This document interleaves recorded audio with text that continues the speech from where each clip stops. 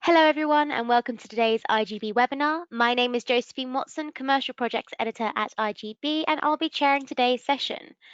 We are delighted to present today our first iGB Futures Survey webinar. Following the success of the written report in 2020, we return to the industry this year once more to ask its view on 5 key disruptive technologies: blockchain, Internet of Things, virtual or augmented reality, artificial intelligence/machine learning, and edge computing. Due to the massive scope of opportunity in AI and machine learning, we broke the technology into 3 business critical use cases, being strategic automation, personalization, and responsible gambling. So today we've assembled a panel of experts on board to discuss the results and scope for disruptive technology and innovation within the industry. I'll allow themselves to introduce themselves shortly, as well as our fantastic moderator for today, Chad Stender. As always, you can submit your questions throughout the session through the GoToWebinar portal, so please do keep them coming throughout the session and we'll address as many as we can in the allocated time. So with the introductions done, I'm going to pass over to Chad. Thanks, Chad. Josie, thank you. Josie and Katie, thank you for putting this together, for bringing us together. Thank you to the entire iGB iGaming business team. We have an exciting panel today, panel that is literally coming from all over the world, and we know we have attendees that are out there globally. We're excited to have everyone together as we really get into the future of tech and coming off the survey from last year and how things have transpired during an unforeseen year, obviously, that we've all been through and we're all continuing to go through. I'm gonna quickly introduce myself and I'm more excited to introduce this incredible panel that we have for you today. I'm Chad Stender. I'm a partner at 76 Capital. We're a early stage venture fund in Philadelphia, Pennsylvania in the United States. And we focus on all things the future of sports with a big emphasis on gaming, esports, and sports betting. So if there are entrepreneurs and innovators out there, we have a variety of investors as well in this panel. And we would all love to hear from you, love to see your ideas, and love to collaborate. So without further ado, Julian, Lauren, and Marcel, if you can each introduce yourself. And Julian, we'll start with you. A little bit about yourself, your company, where you're based, where you went to school, anything that you want to share. So Julian Buhaziar. Thanks, Chad. Hi, everyone. I'm Julian. I'm one of RB Capital. It's a boutique investment and M&A company. We mainly put our capital into early stage ventures in music and in fintech, but more recently in gambling as well. And obviously, given where a lot of the gaming industry is today, we do a lot of sell-side M&A. There's a lot of very exciting deals we've been involved in over the last few years. We've actually been in 2 of the largest deals in 2020, the public ones. And importantly, we're always looking for ways to put our clients' money to good use. And some of it is investing in exciting tech. And there's a lot of it out there. There's actually too much of it. And I think we'll have a lot of place to talk about it today. My background actually is tech itself. I did a PhD in data mining and neural networks. So I've always been fascinated by the way data can be used for good or for less than good, so to speak. And I think the way the industry is going right now, particularly the events that happened last year and the way the whole M&A landscape is shaping up this year, I actually think data and in particular data mining, not to mention AI, is actually going to be quite an important focus for the investor and the private equity landscape over the next couple of years. But importantly, it's good to meet you. Julian, thank you. Lauren Seiler, go right ahead. Hi, I'm Lauren Seiler. Pleasure to be speaking with everyone and to be joined by such esteemed panelists today. Thank you so much for having me. I work for a small private equity company called Forward Capital Partners. It's private equity and alternative investments. As far as my background goes, I'm a little bit more on the gaming side versus Julian being more on the tech side. So I've spent the last several years, probably too many to count at this point, on multiple ends of the gaming investment spectrum, mostly focused on the sell side equity research portion of things. But more recently, my focus, obviously, kind of with how the markets have moved as well, have been on the sports wagering and iGaming space domestically in the U.S., but still have legacy ties to the land-based industry as well globally. Great, thank you, Lauren. And last but not least, Marcel Tobler. Thank you. My name is Marcel Tobler. I'm based in Switzerland, work for Grand Casino Baden. We are a group operating casinos in Switzerland and in Germany. I'm the Chief Strategy Officer of the group and also responsible for our venture capital initiative. We call it Innovation 21, where we invest in promising startups out from in the iGaming industry. The last couple of years, I was responsible for building up our online gaming business. Before we only operated land-based, but 2019, Switzerland regulated regulated online casinos, and we managed to launch the first legal online casino in Switzerland. And also with our own technology, we invested strategically in a startup 9 months prior to the go live, and we built our own technology base with our own online casino platform, own CRM, and also games for the go live. My background, I'm an accountant, I'm a public accountant. I worked many years for PwC in Switzerland, but also in Las Vegas. And I started actually as CFO of our group, so I have a financial background. Great, well, thank you. Look forward to getting into this. Joyce, if you want to move to slide 4, we'll get everything moving. And for all of our attendees, results are going to be live over the next few weeks. So obviously there's going to be a link to the results. And I think Josie and Katie said there's going to be an email out to all the attendees. So you'll get to see the 21 results as we go through it now. And I think to kick things off, and we can kind of go the way I'm viewing of Marcel, so much of what we're going to talk about are these buzzwords. And at 76 Capital, we almost started having a running joke with ourselves of how many buzzwords would we see in one presentation, right? AI, machine learning, AR, VR, blockchain, IoT. But this is the future. There's incredible application. There's incredible opportunity for innovation and disruption. And whether that's corporations innovating and bringing this in-house or using it themselves, or the entrepreneurs looking to create the next. So with those buzzwords that I just brought up, we'll go Marcel, Lauren, and then Julian. What areas are you specifically focused on, either from an investment or from an integration standpoint? And then how are you also potentially using any of the tech yourself to help your own company, to help your own outfit? How are you looking at what everyone is focused on globally? Marcel, if you can kick us off, that would be great. Sure. I think there obviously is a lot of potential for automation, for artificial intelligence. But if we actually look on just the slide we see over here, beside all the buzzwords we have on here, we have on number 3, better platforms.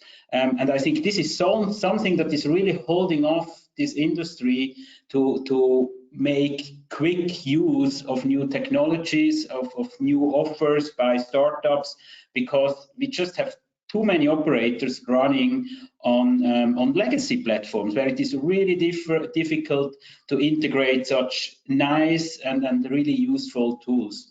And I think this is one of the biggest challenge that we also see. I mean, there are so many great ideas out there. And if you say, yeah, let's do it, and then you start talking about the integration, you realize it's going to take you a year until it's live. And I think this is the hard reality we live in this industry, that we have so many legacy systems, also from big operators still in place, that avoids this exciting new technology to be quickly implemented. What we are looking at is actually automation, but not preliminary to save cost, but to increase quality, specifically quality in the area of compliance, where if we make a mistake in compliance, it can cost us a lot of money in fines, and that's where we wanna implement automation to increase our quality in compliance. That's great, and I think to move forward, we're gonna come back, but we're gonna start to get in for the attendees, the types of companies that you're talking to, the types of innovation that you're looking to implement. So Lauren, around these big buzzwords, what are some of the trends that you're using, that you're following, that you're focused on? Yeah, absolutely. Thanks, Chad. I agree very much with everything that Marcel said. I do think that, integration, when you look particularly in the US, as you're talking about a very immature industry here, and we're going state by state, you have really no federal framework here, and you've got all of the operators trying to integrate systems different ways, different areas, different types in different states. I do think that that's definitely a challenge that, is going to be of utmost importance going forward. But when I look at the space and, when I think about, I'm always looking at technology as to how is it going to solve a problem? How is it going to make things easier? How is it going to make this space better?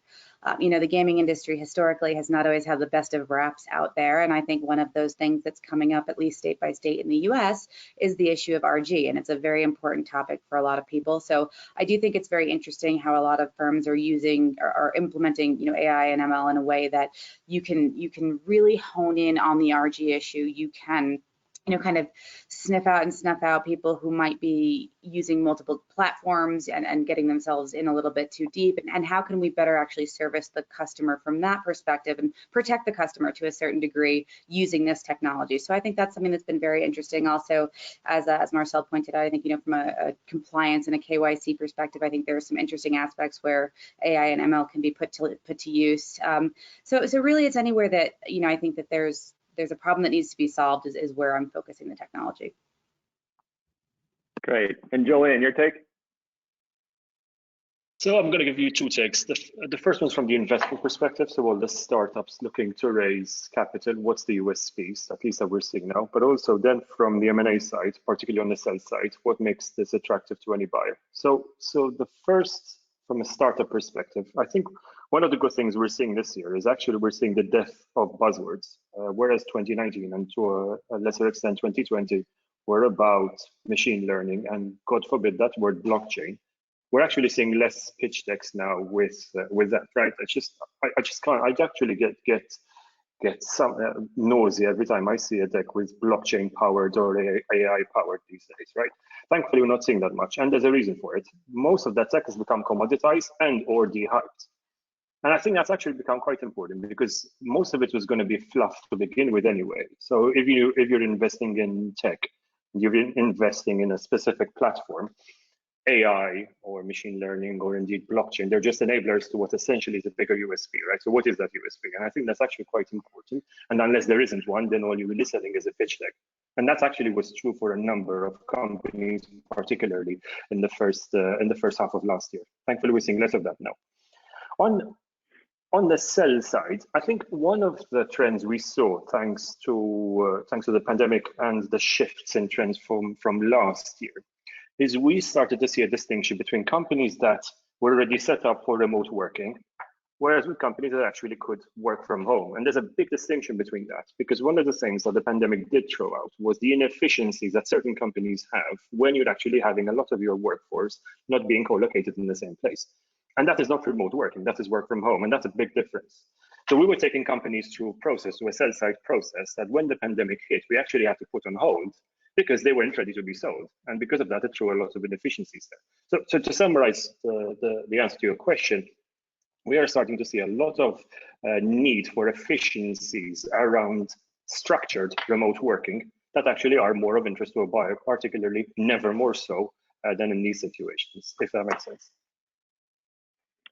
No, that's great. Appreciate that, Julian. That really leads us into the other topics that we're gonna speak to. So Josie, if we can move to slide 5, I really want to key in on the 3 big areas of AI. There we go. So as we see from 20 to now 21, the key areas that we're focused on, AI and ML are still the leading categories, but they've almost leveled out, right? So we look at personalization, strategic automation, and responsible gaming, and they're very close. Personalization about 53%, strategic automation 52%, and responsible gaming 51%. And Lauren, you really focused on responsible gaming in your initial comments.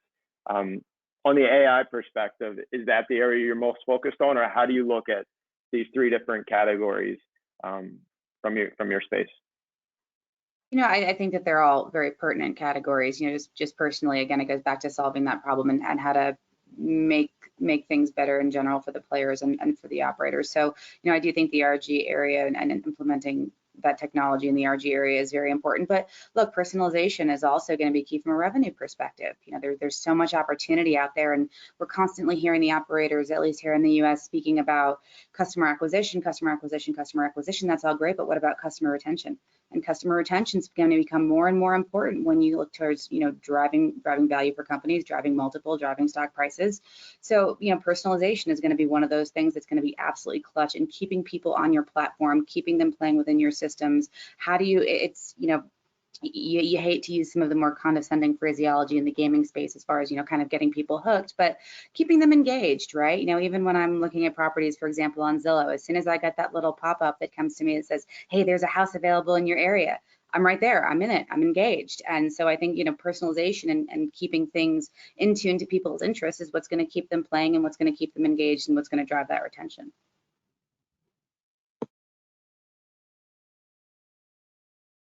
That's great. Marcel, Julian, do either of you want to take a step? Yeah. Marcel, you look like you're ready to go. Sure. I mean, personalization, I just feel like there is so little personalization in the industry, and I don't understand why. I mean, I understand it's difficult to utilize the platform and the data, but the data would be all here. And I think there is just so much potential that this topic personalization will always keep in the forefront on what can be done.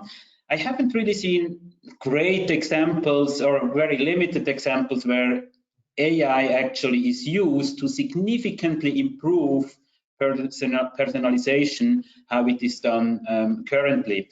Where I have seen some interesting projects is actually in responsible gaming, with one company that actually developed artificial intelligence to identify a brain stroke from a scan, and they applied that kind of technology to identify problem gamblers.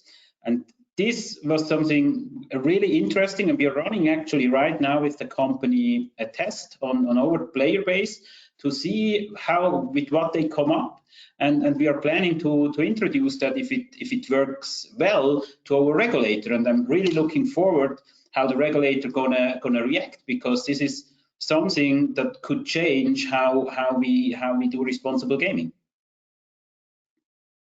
I think that Marcel brings up an interesting point, using that technology to establish patterns, to establish, repeat patterns is really what it comes down to. How do you really pinpoint what the behaviors are of problem gamblers, and how do you identify them quickly, more easily, and mitigate those losses for them and for companies before they happen? And there are a lot of interesting companies out there that I think are doing as such, and so I think that's, again, a great point.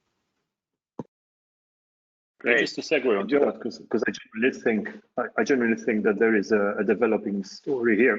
If you look at specific trend analysis and extraction of data and the incredible processing power that's increased even in the last 12 months, part of it can be put to good use, like problem gambling and identifying specific areas. But we're also starting to see specific trends in what effectively are slot RTPs, purely based on the incredible processing power, based on the interaction of the human interface with the slot machine, right? Now that can also work for land-based casinos, and we are seeing that. And I strongly suspect one of the reasons why the IoT demand is actually higher in 2021 is partly because of that. The other part is affiliation, and I think we'll get into that, or how affiliate marketing is now needing to resort to things like IoT. But then there's also, I would call, less than white areas where you're actually starting to see tech actually being very quickly manipulative into changing certain outcomes, which effectively is an extension of game theory, based on the emotional interaction between the human and effectively the game machine. And we're starting to see that also now in tech. It used to happen a lot in online gaming, not the gambling store, the online gaming store, but now we're also starting to see it in slots and to a lesser extent sportsbook, in terms of how the wagers are adjusted. And I think that that's actually going to be an emerging trend. Coupled with edge computing, I think one of the reported stories, particularly in gambling publications, is how incredibly powerful edge computing is becoming over the last 12 months. And it seems like we're finally on the cusp of quantum computing to some practical real-world use. And when that happens, we will start to see an incredible amount of applications, but also an incredible amount of risk, from things like distributed DDoS through AI, for instance, which we know is starting to happen, to also more things like really, really complicated deep fakes that are very hard to identify with current tech, if that makes sense. That does, and I want to stay on this slide, and this slide really leads into the next slide as well, so we can kind of do this together. And I want to remind all attendees, please submit any questions, and we're going to try to either integrate them throughout, and we'll definitely come back to them. Julian, you really hit on it, and it, of the trends from 20 to 21, VR and AR, you're seeing a decrease, while IoT, edge computing increased, and blockchain just kind of has stayed still. So I'll start with you, and you got into it, but I want to add in the layer of the pandemic. And do you think the last year that we've all been through globally has caused these trends? Do you think they're completely related, or do you think it would be happening with or without the pandemic? So kind of mixing in COVID on top of the trends that we're seeing over the last year. I think specifically this slide, I think COVID has had a minimal impact, and there's a few reasons why, right? VR and AR, we're always going to have a challenge with monetization, right? If you can't find a direct monetizable outcome for the tech, then it's not going to work, right? And we're starting to see that. There's some limited scope for monetization, but the truth is we've tried it. It doesn't seem to be working that much in gambling. At some point, there might be a killer app, but it's not going to happen here. That is pretty little to do with the coronavirus, or indeed our behavior as a result of that. But then when you look at AI, or indeed the distributed part of AI, so how can we actually remote work more efficiently? That goes back to Marcel's point, right, around automation. And that actually is a need. We do need better automation through distribution. The reality is that our working lives have actually become less, not more, particularly for those of us with families at home who have to juggle everything around a clock with a Zoom, with 3 kids, and a very important PowerPoint presentation, not to mention an iGB webinar as well. So to do that with what we call primitive tools in 2020 actually is really bad, right? We couldn't do that. We couldn't do that before, and it was thanks to the pandemic we realized what inefficient mammals we are, and the clumsy tools, prehistoric tools that we currently use. So I think we're starting to see a drive, and I think the part of the graph starts to show this. Obviously, on the remote gaming, that there is a need for that, but I think towards more process efficiency, towards more automation. I think the coronavirus has impacted that, if that makes sense. Great, Lauren, do you want to hop in next on these other trending areas and on the pandemic on top of how you've seen things play out the last year? Yeah, happy to. One of the things that there's been so much buzz about lately, I would say, is probably blockchain at this point, and you've seen it kind of remain relatively flat year over year. And I do think that you're going to have, look, I think it's interesting. I think it's very buzzy. I think it's exciting, and I do think it's here to stay. But at the end of the day, I think from a gaming perspective, you're going to start to see some challenges come through the system. Can you really integrate it? And when you're looking at your user base and you're trying to expand your user base, not contract it, you don't want to scare away certain demographics of the population who are barely, as Julian pointed to, using old technology, barely getting on their phones to gamble, can't even imagine you can place a wager on a computer or on a mobile phone. Now you're going to start trying to get them involved with blockchain and trying to get them involved with crypto and getting them involved with some of this very high level technology. I mean, my mom still signs off her text messages, "Love Mom," every single text message. So there's a certain portion of the population that we're dealing with here that you're trying to attract, you're trying to get involved with gaming. And so I think some of these more advanced technologies just might not necessarily fully translate as we look to the future. It doesn't take away from their utility or from how exciting they are. They just might not necessarily be the right fit for this space. I think that's great. I think your mom should continue to sign off her texts that way. But I think, to your point, that's why we need the technology to understand that your mom signing your text, "I love you," right, every time. And then there's people that aren't even texting because they're on to the next, right? And so that's really, we need the technology and the innovation to try to drive. And then, as we're going to lead into for good, and for not so good, right? We have both sides of this. But Marcel, to you on IoT and blockchain and AR/VR, how are you looking at things?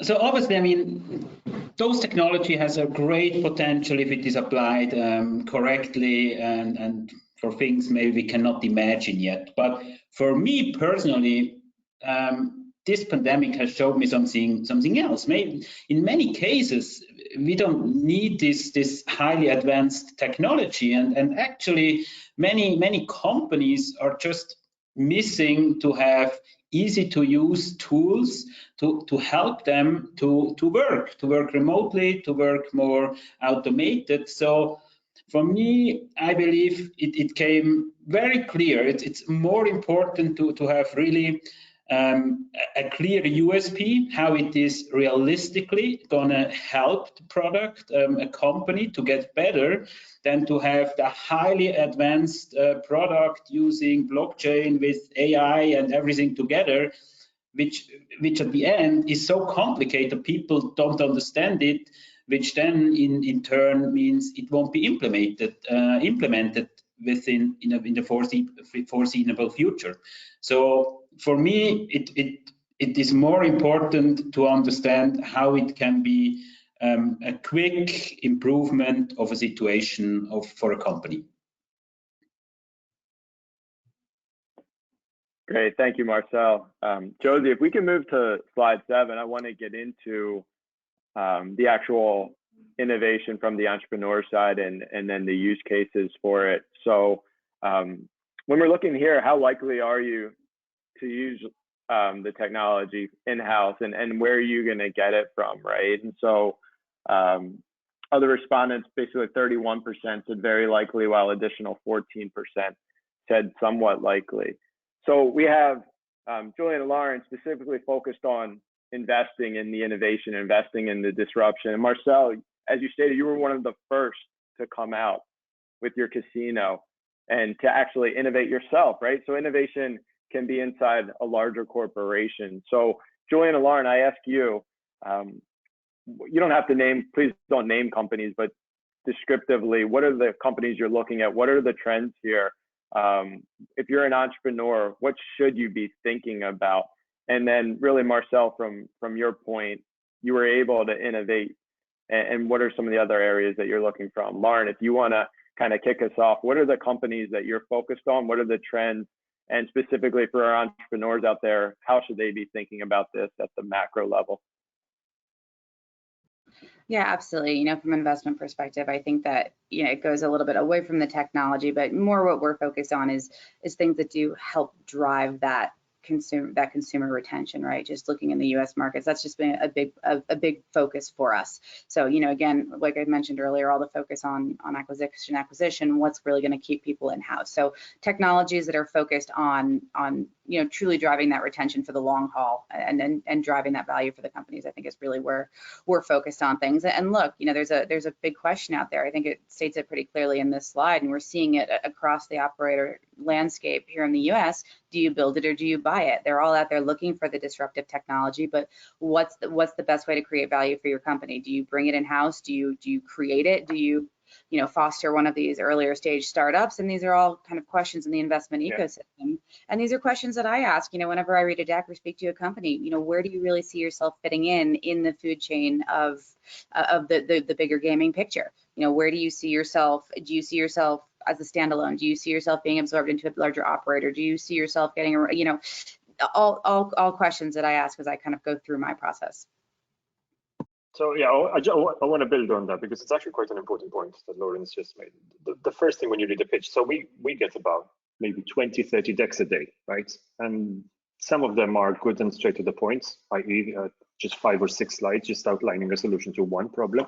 Most of them are 30 to 40 slides, just talking about the world and the trend and what they read of Gartner and that kind of stuff, right? The key USP for any emerging business is it provides a specific solution to one problem, right? And it clearly underlines that, and it clearly shows why it does that, why others have tried and failed, and why it's going to succeed. That normally is actually pretty good thumbs up in general around investment. right? The ones that try to be all things to all men and women, that actually is a problem, because they normally end up just having to pivot their business model every 6 months, assuming they still have enough capital.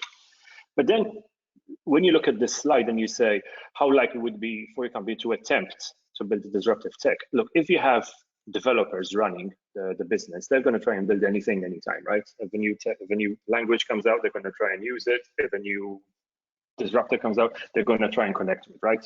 So you always get, again, this goes back to blockchain, right, and machine learning. This is what we saw 4 years ago, right? 4 years ago, all our pitch decks were littered with machine learning, blockchain, and everything else, right? But there was nothing really underneath.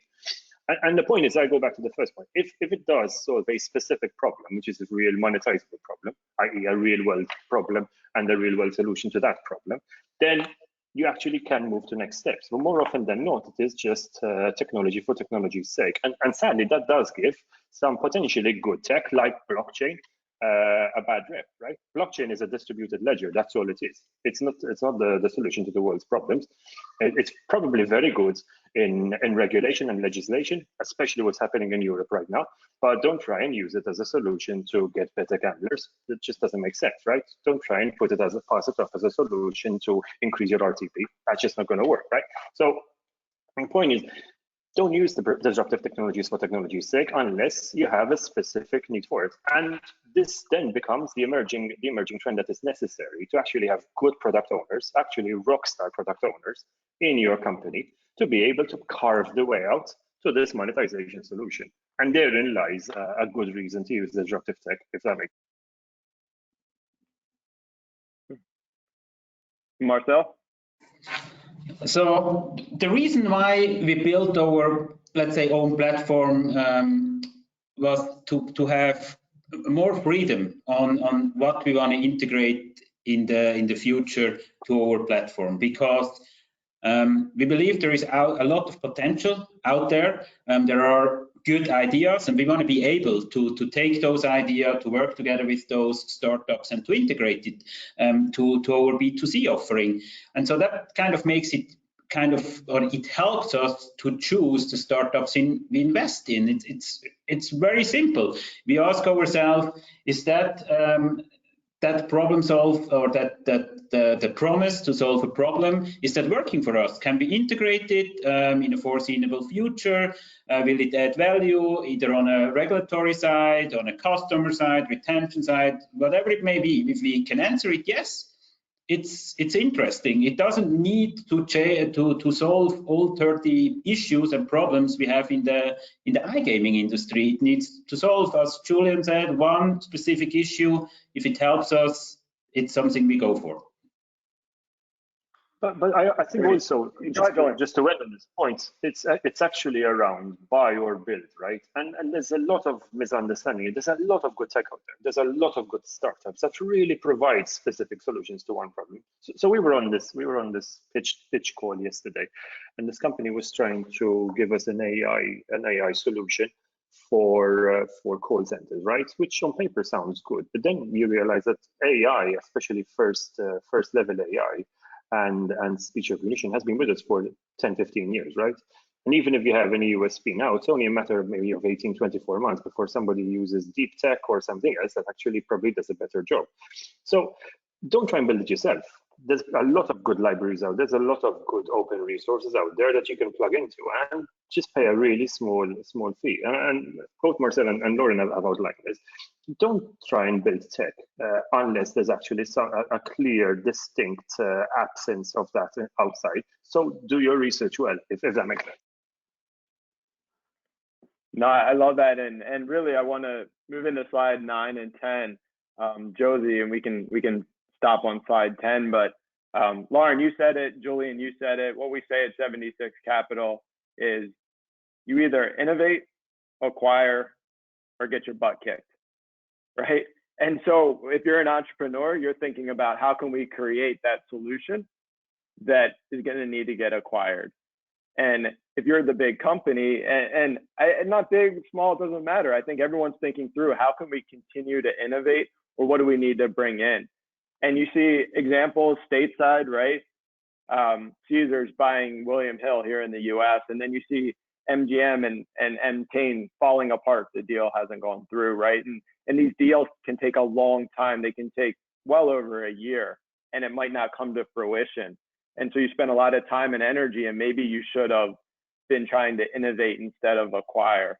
I think complacency crushes anything. I think probably everyone would agree, but if not, I would love to hear someone disagree with me, but that's why we're all talking here. And Marcel, I want to start with you because you innovated and you have a great example of it, right? You chose to innovate, and I have a feeling you're doing both innovating and acquiring. How do you look at things? And then Lauren and Julian from the investor side, we'll skip to you next. Marcel? Yeah, I mean, we actually did innovate, so we are in a better position to work together with other companies, with startups that provide something that we believe adds value to our product. So we innovated the platform side to ensure that we have a flexible, modern platform to really be able to use the best what is out there to add it to the platform. At the end, this is kind of the base. If you are there on an old platform, you have a very hard time to improve it, either through innovate or through buying. That's why we innovated in the first place.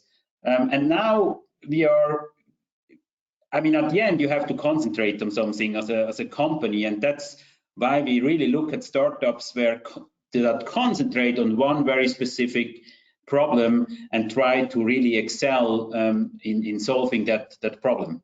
That's really key for us. Great. Julian, Lauren, whoever wants to hop next. Yeah, look, I think this all goes back to kind of the start of this conversation. It's solving a problem, right? And I think that a lot of these smaller startups are very competent in solving a problem. I think from an investment perspective, going back to the build it or buy it, they're building it, somebody wants to buy it. There's a free market for these things all over the place. But when I see a lot of these decks, one of the funny things that I always think of from an investment perspective is great ideas, brilliant technology. I can see how it would play out. I can see how it work out. How are you going to help me make money? And that's, I think, something that's lacking in a lot of these, very visionary, very entrepreneurial, folks that are out there, who I give an unbelievable amount of credit for. I wish I had that kind of vision and that kind of brain, but at the end of the day, I'm an investor. How are you going to make me money? And that ultimately goes to whoever's going to be the end user. How are you going to make them money? Because if they can't see that value, you're going to have a really hard time getting past their drive to build it instead of buy it from you. So, I want to tell you a funny story about this because actually I think it's quite relevant. So having moved myself from being the entrepreneur to having sold my own business, which I co-founded, to a much larger company, to now being the investor on the other side of the table, I can tell you a graph like this is one of those wishful thinking graphs, that it's the kind of questionnaire that you think you're going to answer when you're in the heat of the moment, but actually you don't, right? Because when you see, if you are the CEO of this really good business coming up, or the CTO, and you see the startup coming in offering a tech that's not like yours, you wish you could think that actually these guys are really good, I want to plug them in. But what your first instinct is like, yeah, we can build that, we can do that, we can probably do this better than them, and we can do it cheap, and we can do it faster, right? It's the not invented here mentality, right? And that's the biggest challenge to startups, right? The biggest challenge to startups is not the founder syndrome. The biggest challenge to startups is to find this overinflated CTO, right, or CEO, who's sitting down there saying, yeah, we can do this, can't we? Yeah, and just put 6 people on for 6 months. Yeah, let's make this happen. But actually, it's not, right? To actually be an entrepreneur, as Lauren said, to be an entrepreneur, to be able to get to a stage where you've actually monetized, okay, and you are in a post-revenue stage, right, of a business, to be able to go and pitch that takes a lot of time and a lot of faith, right? To be able to actually have passed that actually means you've reached a level of degree of maturity that actually the larger company should take a leaf from your page from, right?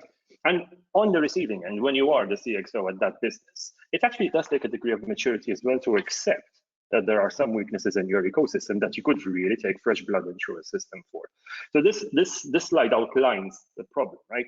It outlines the wishful thing that we all wish that we were naturally biased to listening to other people, but in fact we're not. We just like, yeah, I can do that. Got it. No, I love it, Julian. Speaking from the firsthand experience, that's invaluable. Thank you for sharing. We have about 20 total minutes left here. So we're going to skip slide 11. If you want to see slide 11, make sure you download the report and make sure you follow the results with iGaming. Slide 12, I really want to get into this. It's a very hot topic. We really get into the discussion around being ethical and how this is being used specifically during the pandemic where things have not been done in person. It's very valuable when you can use it in a sense of knowing your customer, responsible gaming. But as we've seen with all of the social media companies, sometimes it goes too far, and too often, in my personal opinion, it goes too far. So how does this world work where it needs to be regulated, but at the same time, there needs to be innovation, and we constantly have this push-pull?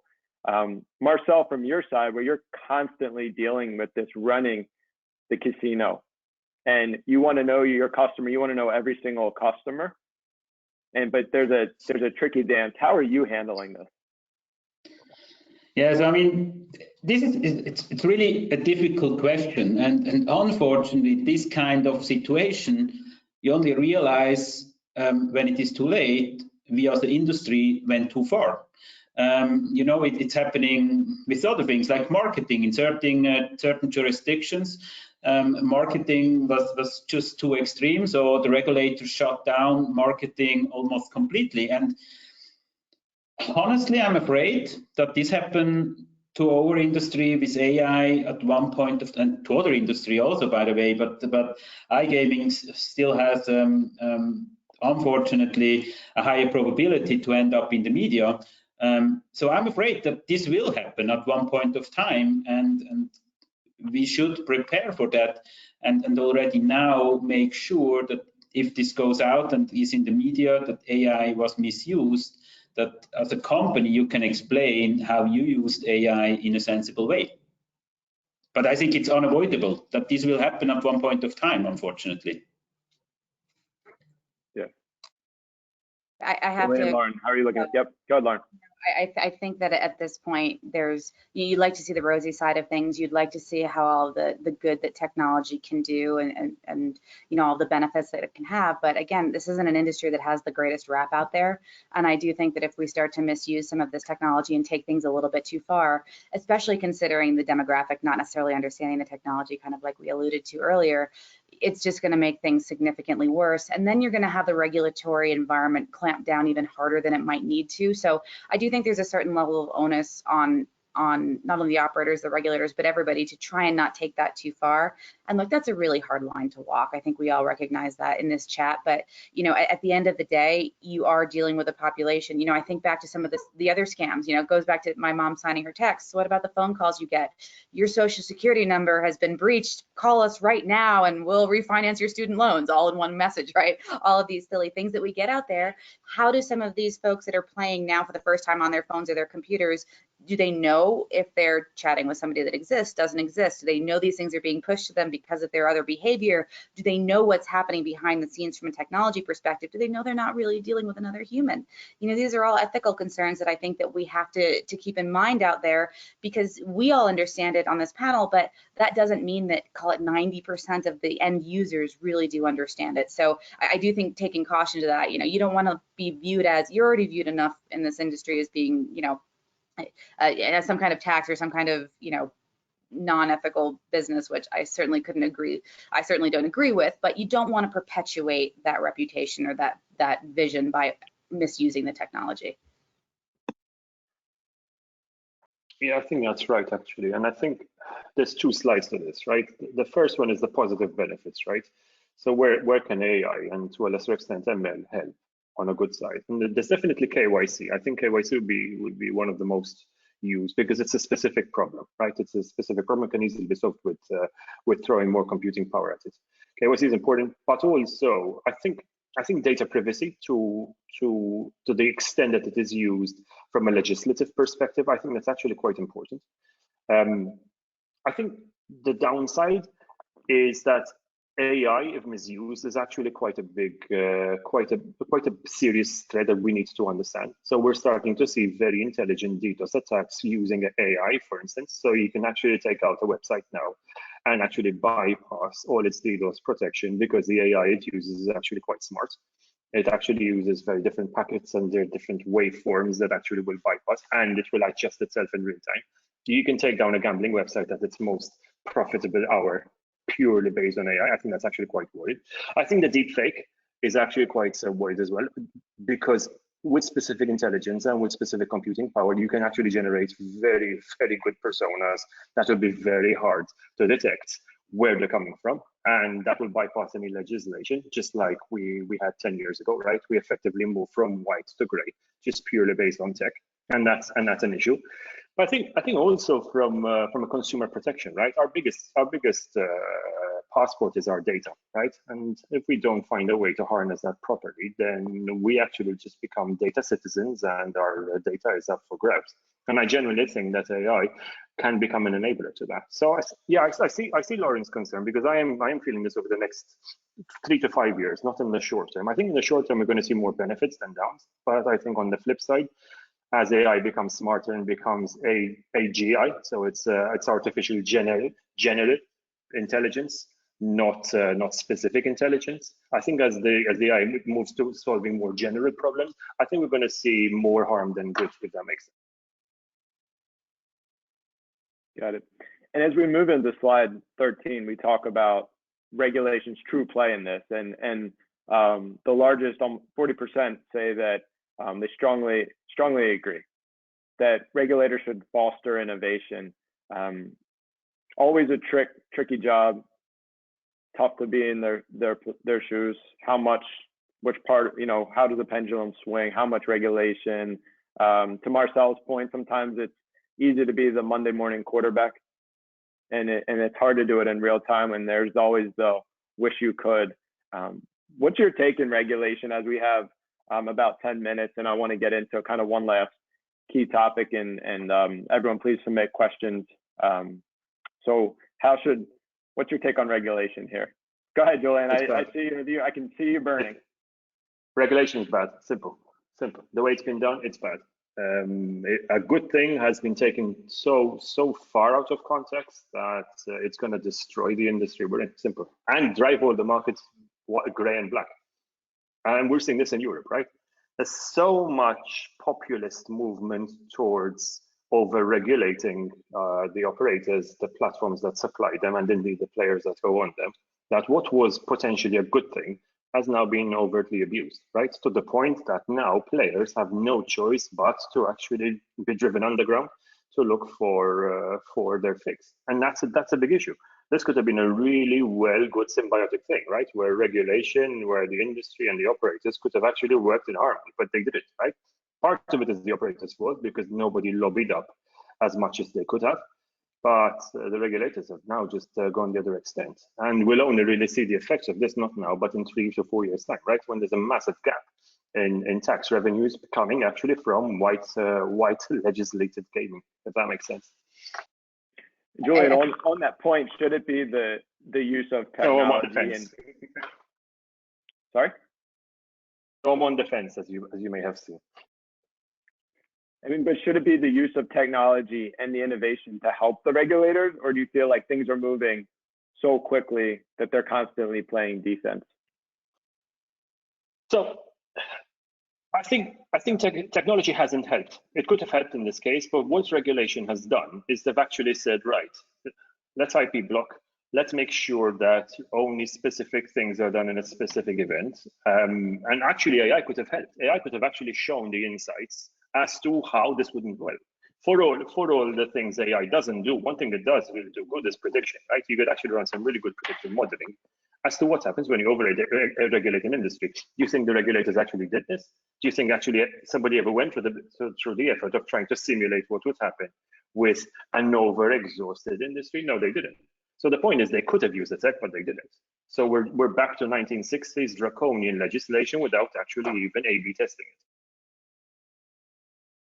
I think Julian made a really good point earlier that I think that is worth a little bit of focus. Look, the legislation regulators, they all have let's call it the best of intentions in mind. Let's give them the benefit of the doubt in that regard. But I almost kind of view it as monopolistic, right? It can really stymie out innovation to a certain degree. I don't know that there's necessarily an understanding from a regulatory or legislative perspective of the technology, of the good it can do. And there's always a focus on the harm that it can do. Now, that said, another big point that Julian made, especially looking at the US market state by state, if you really want to drive tax revenues, you really want to attract players from the gray or black market, and you want to bring them above ground, you're dealing with already very, very thin margins, particularly in sports wagering, right? If you can't keep at least enough of a margin gap to put out a competitive product, why would a good true player transition from the gray or black market into the white market, and why would they give you that tax revenue if you can't give them a competitive product because you've regulated the bejesus out of it, right? You've regulated any kind of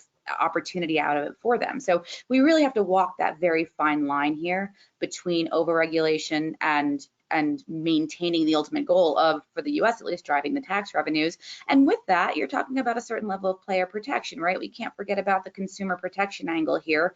Whereas if they are gambling in the white market, in the legal market, not necessarily in the black or gray market, you do have a certain level of consumer protection and confidence afforded to that, but you want them to be here. So don't overuse the regulation in the name of consumer protection to actually drive the opposite goal. I mean, the challenge we see actually here and in Europe overall, or at least in many countries in Europe, I mean, when we talk about regulation, we look at regulation like very logically, like on a logical level. But regulation is very often not based on a logical level. It's based on politics, and it's based what the politicians have an opinion at the moment. I think at the moment, specifically with the pandemic, people became more aware that there are risks in online gambling, and that some people, when they stopped or worked from home or did not work at all, really got into trouble because they didn't anymore control their gambling behavior, their online gambling behavior, and that we really felt that this had an impact on how regulation is viewed by the regulator, and that the pressure increased. So I think the big challenge is how to explain to a regulator that the new technology can help. You know, I mean, it's not easy to understand the technology, and of course, understandably to a certain degree, if we explain something to a regulator, the regulator believes always, okay, on a part, they go for that because they want to make more money, more profits. So we really have to manage to be able to explain what this kind of technology honestly will bring as an added value to regulation and to player protection and to tax revenue. And then that, I think, will be the difficult part. So let me give you a case study of how technology can be put to bad use under the regulator's nose. Okay, so we know of what, let's call them problem gamblers. They're not, they're actually con artists, but they know how to game the system, right? They sign up to an operator using a VPN, right? So they're not supposed to actually access that operator. They play a lot of money, make a big loss, and then they claim them back saying, "Oh, you let me log in with my VPN. You should have tracked me, right? I need my money back, and I'm going to go to the regulator now because they're protecting me, right?" And they do that under a different alias in a different jurisdiction under a different VPN, right? That is thanks to tech, and it's thanks to the lax legislation's tech that actually allows you to intercept a con artist when it happens, right? So what this has happened? So tech has moved a big degree, right? Legislation and the tech that legislation uses hasn't, right? And in the meantime, this big gap, this delta, allows the scammers to actually take advantage of the system, scam a lot of money from a lot of operators, right? Under the guise of responsible gambling. That is how bad this problem is, and it's actually going to get worse because the gap between tech and the legislative and regulations' ability to maintain it is actually getting wider, not shorter. So real quick, Marcel, I know you're about to go. Hold on, Martha. We have 1 minute each. If we're all sitting here, right, you got to do the question. If we're all sitting here next year at this time or in 2 or 3 years, what are we going to be focused on? What are we going to think through? How are things playing out? Marcel, go. I know you're ready. You're itching. Go ahead.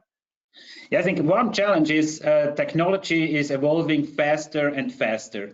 Policy changes are not getting faster. In some jurisdiction, actually, the contrary, it takes longer to adjust regulation. And I think this will be, the big problem and question how we can align the improvement of the technology with the slower moving improvement of the regulation. And I think there are some open questions how that can be solved, and this is one big question to answer the next few months, which will be important for our industry. Got it. Lauren, Julian, last word, 60 seconds each. I completely agree with Marcel. I think finding the balance between technology regulation, consumer protection, and driving innovation is really going to be hard, right? There are no easy answers to this. We have seen this over history. It's always been a push-pull to a certain degree, and it's going to be really interesting to see how things play out. I hope we don't over-regulate ourselves out of the innovation and out of the technology and out of the consumer experience, but I also hope that we can shift and use that technology for good to some degree as we do live in this new normal of the expanding gaming markets and protect the consumers at the end of things to keep a positive view on the industry as a whole. Okay, so I see two trends we'll be talking about in a year's time, right? Let's talk about the startups. The startups, we're starting to see a new generation of startups that actually have some really interesting disruptive tech, but specifically solving one problem, right? Particularly in slots, there's a lot of things happening in slots, and the crossover between slots and MMOs, and even a little bit of sportsbook element in it. But they solve one specific problem and they can articulate it, and VCs are putting a lot of money into that, and I think that's actually quite good. And I think a lot of startups are going to come out of this wave to be able to make that happen. But in so doing, the startups that have failed to monetize themselves because of the coronavirus are going to fail, because you can't be all things to all men and women in 2021 and in 2022. That's the startup side. The downside is actually think the gray market problem is going to get worse, not better in a year from now, particularly because legislation is becoming more draconian and it's not using tech to improve its situation. And so especially in Europe, what's going to happen is it's actually created a vacuum for the customer, right? And the customer needs their fix, the customer has tech at their disposal, the customer knows how to use tech, and the customer is going to get their fix either way. So this year, a year from now, we're going to be talking about the death of white and how gray is becoming the new black or white, one of those colors. 50 Shades of Gray. Well, on that note, again, I really want to say thank you to Marcel, Lauren, and Julian, to iGaming, iGB, for putting this together. Appreciate everyone's time. Thank you for joining us. I'm going to turn it back to Josie for any final words here. Thank you, everyone. Thanks, guys. Yeah. Thank you. Thanks so much for passing back over, Chad, and a massive thank you to the entire panel. It was a really interesting discussion there, and a big thanks to you all for joining us and sharing your insights today. As Chad says, that is all we have time for today, but the webinar has been recorded and will be available for you to listen to on demand shortly on igamingbusiness.com, where you can rewatch and share with your colleagues. And just a reminder, as Chad mentioned earlier as well, the report is going to be live on iGB in the next couple of weeks. We'll be emailing the attendees from this session, so you can get your eyes on it first ahead of all your colleagues and brag about how great this session was that you attended. All right, everyone, thanks so much for your time, and we'll see you soon. Bye, guys.